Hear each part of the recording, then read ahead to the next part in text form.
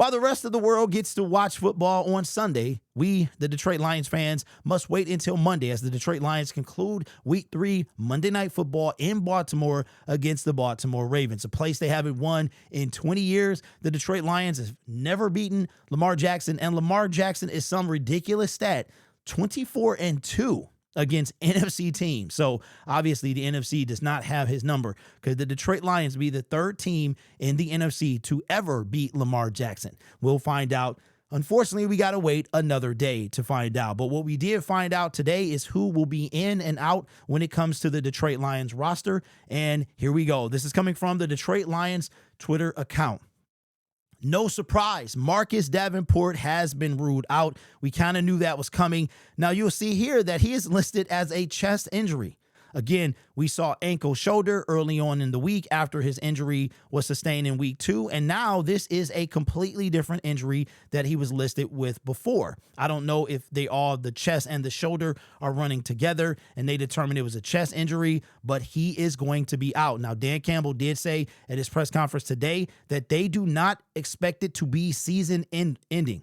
They don't know what's going to happen in week 4, but they don't expect it to be season ending. Does not mean we can't see Marcus Davenport placed on IR. That would put him out a minimum of 4 games. But Dan Campbell said that he was okay with the depth that we have, and some guys are just going to have to step up. Jack Campbell, ankle questionable. Taylor Decker, shoulder, rest questionable. When you're a vet, you need some rest. Kirby Joseph, knee questionable, and DJ Reed questionable as well. The bottom 4, everybody but Davenport will indeed play, because usually questionable means that you are good to go. Doubtful means that you're either out, questionable, or doubtful. Doubtful is a game time decision. It usually leans toward out. Questionable usually leans toward that they will play. Now, as far as the Baltimore Ravens are concerned, here is what their list is looking like here. Let's go and take a look. Basically, the names that we're going to keep an eye. Isaiah Likely, their tight end, is going to be out. Their phenomenal defensive tackle, Matt Bouquet, is going to be out as well. Richard Picard, their fullback, is out. And Kyle Van Noy, former Detroit Lion, is going to be out as well. Not what he used to be, but I think he did lead the Ravens in sacks last season, so he can still get the job done. But the Detroit Lions are going to be without Marcus Davenport, and the Ravens are going to be without some key players as well. So how are we feeling? We knew that Marcus Davenport was going to be out. There's no surprise. Some of you, before the season began, we were having putting in the comment section, how many games do you think Davenport would play? So he has missed his first game, okay? Now, remember, for me to wear a clown suit, he has to have a career high in games. A career high in games would be 16. Right now, he misses one more game. That is in 16 games during the regular season, that is mathematically impossible. So if Marcus Davenport goes onto IR, or he goes into misses next week against the Cleveland Browns, then the clown suit will be completely dismissed. Now, Brad Holmes, Dan Campbell is catching a lot of flack with the "we're good" comments when he was asked about Zadarius Smith a few weeks ago before Zadarius signed with the Philadelphia Eagles.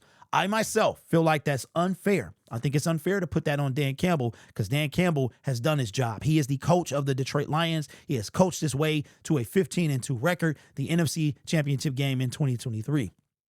What is he supposed to say? He's supposed to say, "We're good." That's what he's supposed to do. The man that I have an issue with is Melvin, Bradley Mathias, Jerome Cornelius Holmes. He is the person that takes all the blame.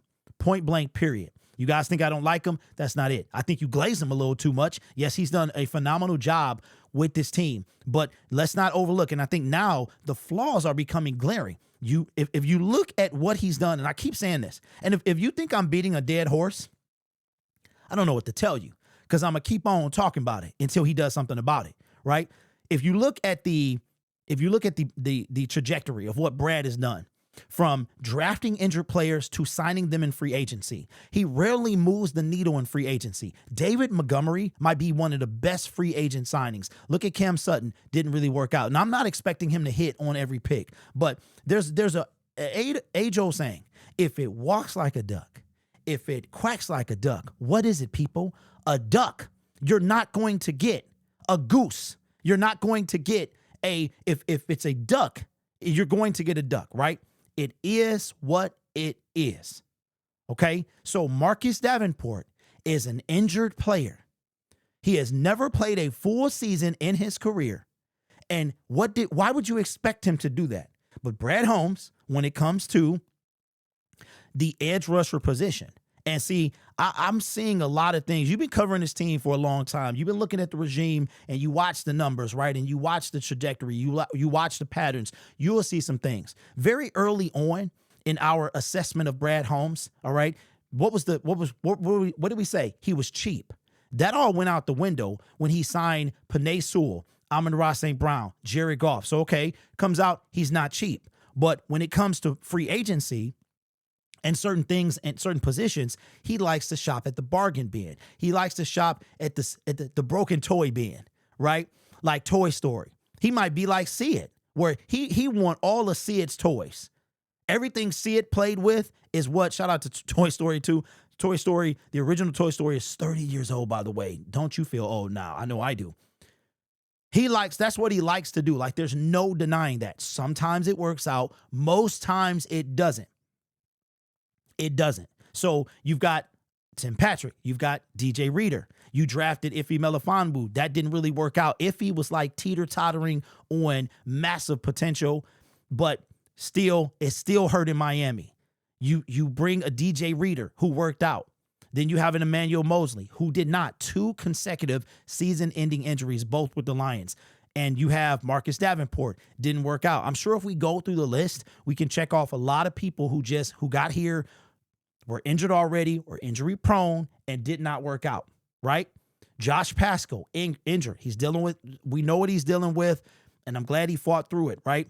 But if that's what Brad Holmes does. Levi was injured, had back issues in college, right? That's what Brad does. So I'm not going to hold. I know everybody is using that quote, we're good, we're good, we're good. But I feel like that's a little unfair. Because Brad got up there. He did what he was. Dan got up there. He did what he's supposed to do. Say we're good, right? We let this man, Melvin Bradley Mathias Jerome, all through the offseason when he's asked about Za'Darius. You know what we get from him? Hey, how many teams? It's 32 teams in the NFL, right? It's 32.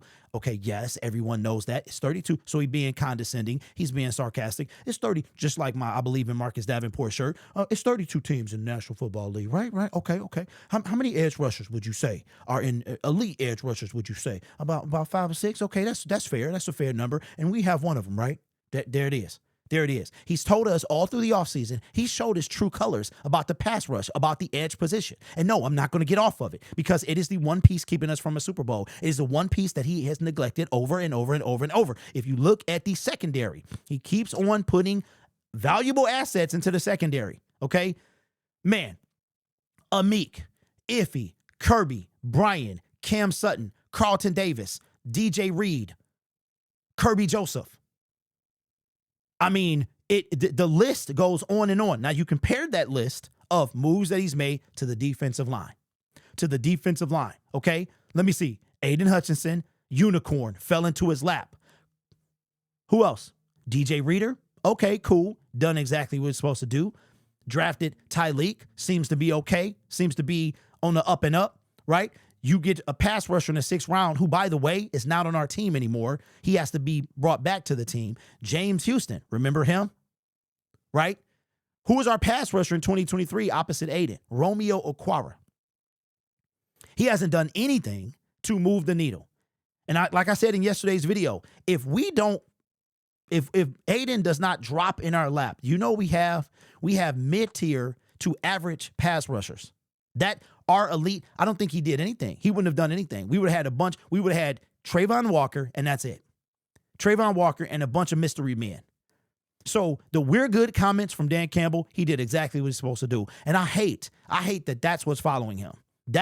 Everybody's using that quote about we're good.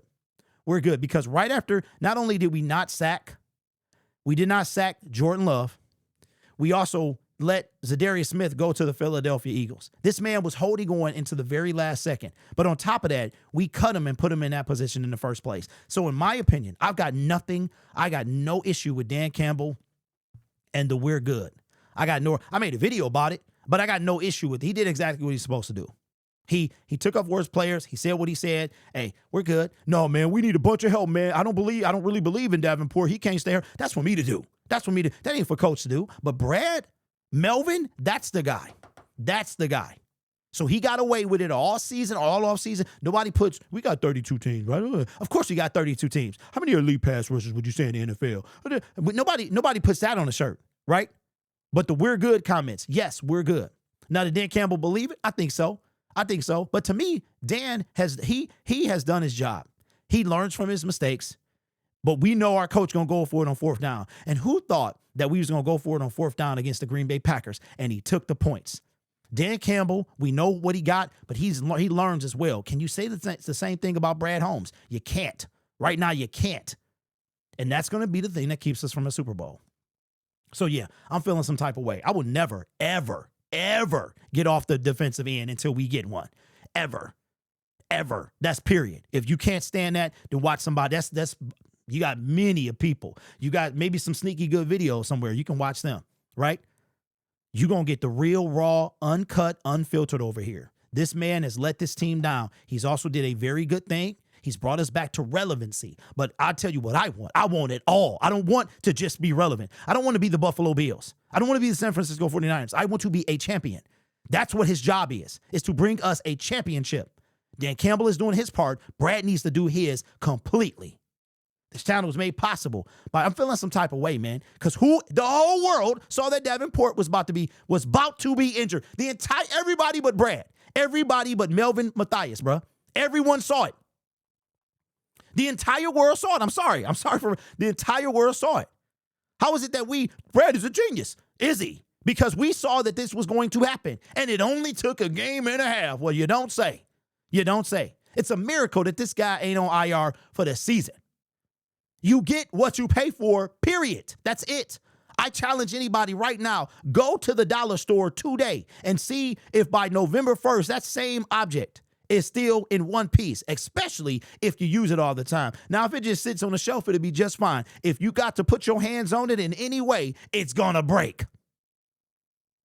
This channel is made possible by viewers, subscribers, and members just like you. It's because of your support I get to do what I do. You could be anywhere else on YouTube, but you choose to rock with me. Why am I so difficult with Brad Holmes? Because you make a nice chunk of money. You ain't brought in. I'm not here to be nobody's friend, bruh. You ain't here to be liked or somebody's friend. You can be hated and we be a champion. This ain't about liking somebody. This is about coming in, you're doing a job, and you're doing it well. And he's doing it well. But he ain't done yet. That's the point. Do I like him? Yes. Do I want him to bring us a Super Bowl? Yes. I think these two dudes can do it. I really do. Will they? Is something else. Brad has to get off of whatever horse he's on and go get this thing done. You guys are awesome. Take care of yourself and each other. And as always, go Lions. Ain't nobody else on this platform like your boy.